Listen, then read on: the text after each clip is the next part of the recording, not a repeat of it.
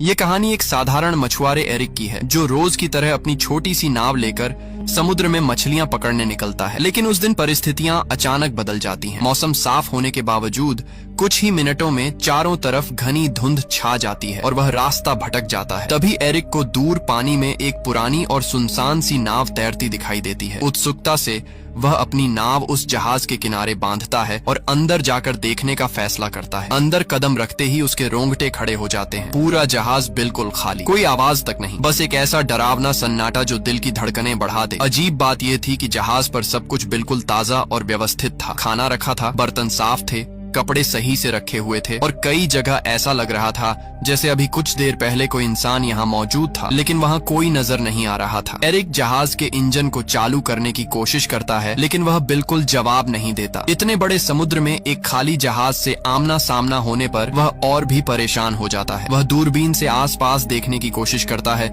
शायद कोई दूसरी नाव या मदद का संकेत मिल जाए, लेकिन धुंध इतनी घनी होती है कि कुछ भी दिखाई नहीं देता। आखिरकार वह कंट्रोल रूम में जाता है और रेडियो से मदद मांगने की कोशिश करता है। वह संदेश देता है कि यह जहाज समुद्र में फंसा है और किसी को उसकी आवाज सुनाई दे तो तुरंत जवाब दे। रेडियो पर मैसेज भेजने के बाद एरिक अपने जहाज की ओर लौटने के लिए डेक पर आता है, लेकिन जैसे ही नीचे देखता है उसका चेहरा सफेद पड़ जाता है। उसकी अपनी छोटी नाव वहाँ होती ही नहीं है, जबकि उसने उसे मजबूती से बांधा था। इतना ही नहीं, कुछ ही क्षण पहले तक फैला घना धुंध भी अचानक गायब हो चुका था और आसमान बिल्कुल साफ हो गया था। समय दोपहर का हो चुका था। उसे समझ नहीं आता कि यह सब कैसे और कब हुआ। अब उसके पास कोई दूसरा रास्ता नहीं था। वह वापस उसी रहस्यमयी जहाज में लौट जाता है और नक्शों के सहारे समझने की कोशिश करता है कि वह आखिर कहाँ पहुँच गया है। उसे जल्द ही एहसास होता है कि इंजन ठीक किए बिना यहाँ से निकलना असंभव है। वह पूरे जहाज में औजार ढूंढता है और घंटों की मेहनत के बाद इंजन को ठीक कर देता है। उसके लिए ये सबसे राहत भरा पल होता है, लेकिन समस्या अभी खत्म नहीं होती। वह फिर से रेडियो पर संपर्क करने की कोशिश करता है, लेकिन एक बार फिर कोई उत्तर नहीं मिलता। थका हुआ एरिक ऊपर की तरफ आता है और उसे अचानक पेशाब जाने की जरूरत महसूस होती है। आसपास कोई नहीं दिखता तो वह सोचता है कि जहाज के किनारे जाकर ही निपट लेता है, लेकिन जैसे ही वह किनारे पर खड़ा होता है अचानक कोई उसे जोर से धक्का दे देता है। वह सीधे समुद्र में गिर जाता है। तेज धार और हवा के दबाव में वह वापस ऊपर आने की कोशिश करता है, लेकिन बहुत मुश्किल से जहाज से लटकती रील को पकड़कर खुद को डूबने से बचा लेता है। हिम्मत करके वह धीरे धीरे खींचते हुए दोबारा जहाज पर चढ़ता है। अभी वह पूरी तरह संभला भी नहीं था कि दोबारा नीचे टॉयलेट जाने उतरता है। तभी अचानक कोई जोर से दरवाजा बंद कर देता है। शुरुआत में उसे लगा कि हवा से ऐसा हुआ होगा, लेकिन जब वह बाहर निकलने की कोशिश करता है तो ताला अंदर से बंद मिलता है। यह देखकर उसकी सांसें अटक जाती हैं। वह ताला खोलने की हर कोशिश करता है, यहाँ तक कि जेब से एक सिक्का निकालकर भी खोलने की कोशिश करता है, लेकिन कुछ काम नहीं आता। अब उसे यकीन हो जाता है कि इस जहाज पर वह अकेला नहीं है। कोई है जो दिखाई नहीं देता, लेकिन हर पल उसके आसपास घूम रहा है। किसी अनजान ताकत का उसे परेशान करने का इरादा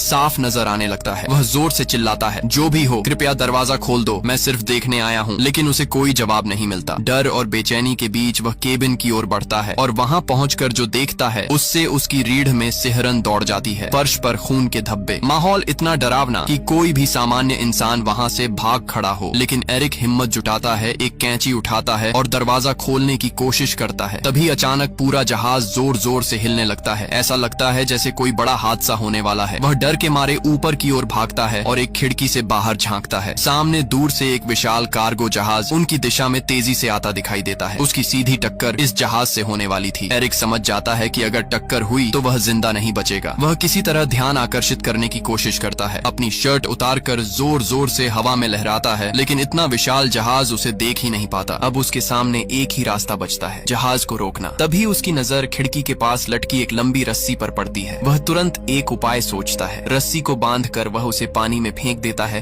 ताकि जहाज की गति रुक जाए, लेकिन उल्टा मुसीबत और बढ़ जाती है। रस्सी इंजन के ब्लेड में फंसकर अंदर की ओर खींच जाती है और उसका फंदा सीधा एरिक के गले में लिपट जाता है। जोर की खींच से उसकी सांसें रुकने लगती हैं। हालांकि आखिरी पल में वह एक औजार से रस्सी काटकर खुद को किसी तरह बचा लेता है। रस्सी से गला जकड़ जाने की घटना के बाद एरिक की गर्दन पूरी तरह लाल पड़ चुकी थी। उसका दम घुट चुका था और वह लगभग मर ही गया था, लेकिन आखिरी क्षण में उसने अपनी बची हुई ताकत जुटाकर खुद को उससे छुड़ा लिया। इंजन में रस्सी फंस जाने से नाव की रफ्तार अचानक धीमी हो गई, पर यह राहत बस कुछ ही पलों की थी, क्योंकि सामने से आते विशाल कार्गो जहाज ने बिल्कुल भी रुकने के संकेत नहीं दिखाए। कुछ ही सेकंड में उस भारी जहाज ने उसकी नाव को जोरदार टक्कर मारी। ये टक्कर इतनी भयानक थी कि पूरा छोटा जहाज हिल उठा और एरिक फर्श पर जा गिरा। उसके सिर में गहरी चोट लगी और तुरंत बेहोशी छा गई। जब कुछ देर बाद उसे होश आया तो उसने खुद को फिर उसी बाथरूम में पाया जहां अब पानी लगभग उसकी गर्दन तक भर चुका था। लेकिन जो बात उसे सबसे ज्यादा भयभीत करती थी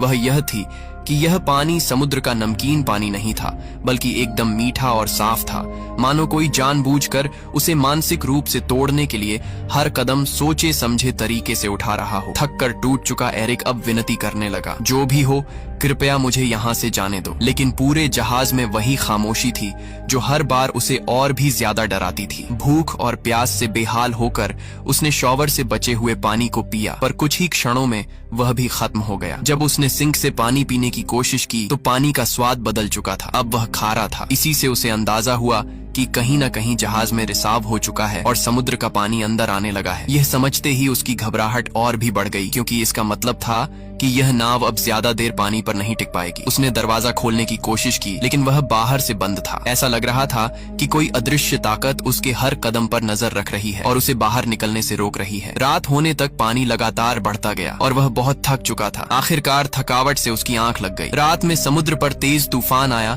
जिसने जहाज को भीतर तक हिला दिया और एरिक को कई नई चोटें लगीं। सुबह जब उसकी आंख खुली तो पानी उसके चेहरे तक आ चुका था। मात्र कुछ ही इंच और वह डूब जाता। तभी अचानक उसे किसी ताले के खुलने जैसी एक धीमी सी क्लिक सुनाई दी। उसने जैसे तैसे हैंडल घुमाया और उस पल पानी का दबाव इतना भयानक था कि दरवाजा पूरी तरह टूटकर नीचे गिर पड़ा। इसी तेज बहाव ने उसे बाहर निकलने का मौका दिया और वह किसी तरह जहाज की छत तक पहुंच गया ताकि ताजी हवा में सांस ले सके। अब उसे पूरा यकीन हो चुका था कि यह जहाज सामान्य नहीं था। कोई अदृश्य दुष्ट शक्ति इस जहाज को नियंत्रित कर रही थी और किसी कारणवश वह उसे छोड़ना ही नहीं चाहती थी। शारीरिक और मानसिक दोनों रूप से वह टूट चुका था। नीचे की ओर पानी लगातार बढ़ रहा था और जहाज कभी भी डूब सकता था। इसी भय के बीच उसे एक तरीका सूझा। उसने जहाज में पड़े एयर बैग्स और टूटा हुआ बाथरूम का दरवाजा उठाया और उनसे एक छोटा सा राफ्ट तैयार किया। फिर उसने उसे अच्छी तरह बांध कर मजबूत बनाया और जहाज से खाना पानी और औजार इकट्ठा करके राफ्ट पर रख दिए। बिना पीछे देखे वह उस जहाज को छोड़कर राफ्ट पर बैठकर समुद्र में आगे बढ़ने लगा। लेकिन कई घंटे बीत जाने के बाद भी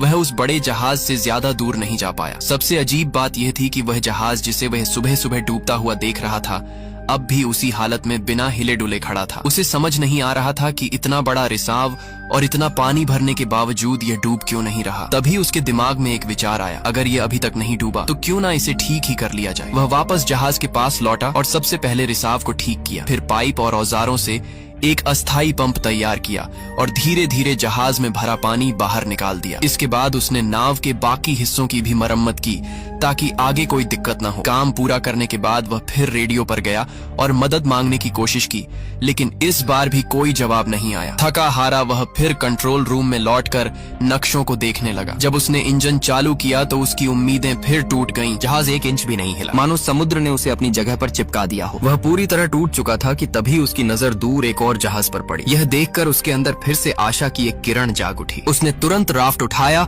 और पूरी ताकत से उस जहाज की तरफ बढ़ने लगा, लेकिन अचानक वह जहाज खतरनाक तरीके से उसकी ओर बढ़ने लगा, मानो कोई अदृश्य हाथ उसे एरिक की ओर धकेल रहा हो। एरिक ने रफ्तार बढ़ाई पर बड़ा जहाज और तेज हो गया। टकराने से ठीक पहले एरिक ने आखिरी कोशिश करते हुए राफ्ट से छलांग लगाई और समुद्र में तैरते हुए दूर जाती एक और नाव की ओर तैरने लगा। लेकिन जब तक वह वहां पहुंचा वह नाव पूरी तरह गायब हो चुकी थी। उसे अब पूरा यकीन हो गया था कि इस रहस्यमयी जहाज पर कोई बुरी शक्ति है जो उसे किसी भी हाल में यहाँ से जाने नहीं दे रही। उसने कसम खा ली कि चाहे जान चली जाए वह वापस उस जहाज पर नहीं लौटेगा। लेकिन समुद्र का पानी धीरे धीरे और ठंडा होता जा रहा था। उसका शरीर सुन्न होने लगा था। नीचे डॉल्फिन्स तैर रही थीं, लेकिन वह स्थिति इतनी खराब थी कि ज्यादा देर तक पानी में रहना असंभव था। ठंड से कांपते हुए, पूरी तरह असहाय महसूस करते हुए आखिरकार उसने मजबूरी में उसी जहाज की ओर तैर कर लौटने का फैसला किया जिससे वह बचकर निकलने की कोशिश कर रहा था। वह इतना कमजोर और बीमार हो चुका था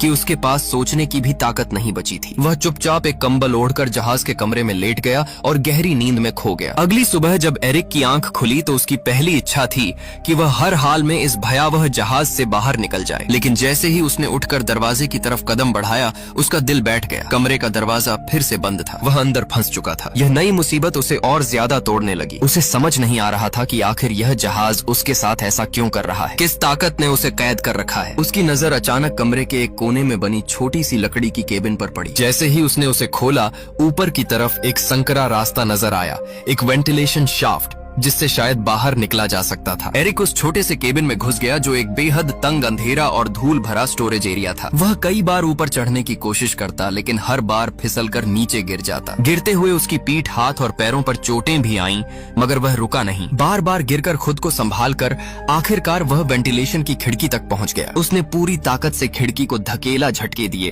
पर वह जरा भी नहीं हिली। ऐसा लग रहा था जैसे किसी ने जानबूझकर उसे बाहर से कसकर बंद कर दिया हो। इसी बीच उसे एहसास हुआ कि इस बंद जगह में हवा भी कम होती जा रही है। सांस लेना मुश्किल होता जा रहा था। वापस नीचे जाने का रास्ता भी दरवाजे के बंद होने की वजह से खत्म हो चुका था। अब उसे लगने लगा कि शायद यही उसकी आखिरी जगह बन जाएगी। उसी समय फिर से वही रहस्यमयी क्लिक की आवाज गूंजी, ठीक वैसी ही आवाज जिसे वह पहले भी कई बार सुन चुका था। और उसी क्लिक के साथ वेंट की खिड़की अचानक खुद ब खुद खुल गई। एरिक ने एक पल भी बर्बाद नहीं किया और तेजी से बाहर निकल गया। बाहर की ठंडी ताजी हवा उसके फेफड़ों में भरते ही वह थोड़ी देर के लिए शांत हो गया। जब उसने ऊपर से नीचे झांक कर देखा तो उसे समझ आया कि यह जहाज खुद ब खुद एक छोटे सुनसान से द्वीप की ओर बढ़ रहा है। उसके मन में हल्की सी उम्मीद जागी, शायद यह उसका मौका था इस अभिशप्त जहाज से छूटने का। जैसे ही जहाज किनारे लगा, एरिक तुरंत नीचे उतरा। जमीन पर कदम रखते ही उसे लगा कि इस पूरे रहस्य के पीछे जरूर इसी द्वीप पर कोई छिपा हुआ है। गुस्से में उसने रास्ते से एक लकड़ी का डंडा उठाया और चारों ओर तलाश शुरू की। लेकिन कुछ ही देर में उसे एहसास हुआ कि यह द्वीप पूरी तरह बंजर है। न कोई झोपड़ी, न कोई आग के निशान,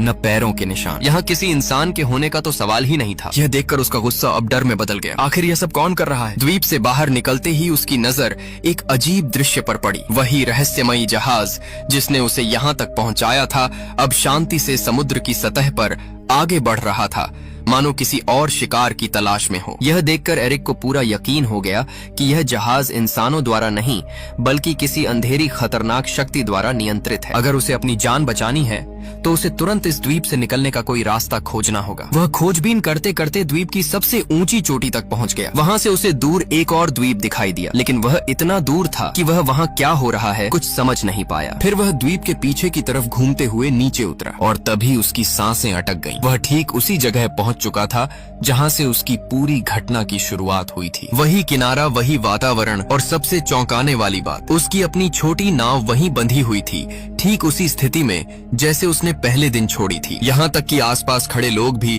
वैसे ही सामान्य तरीके से अपना काम कर रहे थे जैसे कुछ हुआ ही न हो। एरिक अवाक रह गया। उसे यकीन नहीं हुआ कि वह जो कुछ झेल कर आया, डर, जहाज का रहस्य बंद कमरे, आवाजें, मौत के खतरे और यह सुनसान द्वीप, क्या सब सच था या किसी भयानक भ्रम का हिस्सा? लेकिन उसके जख्म, उसकी थकान, उसकी सांसें और उसका अनुभव साफ साबित कर रहे थे कि यह कोई सपना नहीं था। अब सवाल यह था, उसकी नाव वहां दोबारा कैसे पहुंची और इस रहस्यमयी द्वीप का असली सच क्या है?